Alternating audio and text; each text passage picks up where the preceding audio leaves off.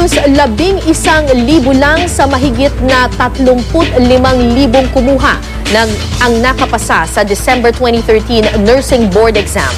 Mas mababa ito ng 30% kumpara sa nakaraang pagsusulit.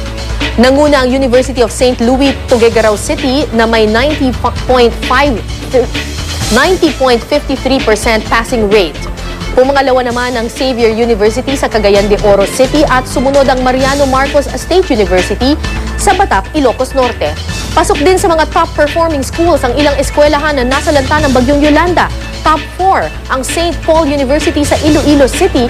Top 5 naman ang Remedios T. Romualdez Medical Foundation sa Tacloban City.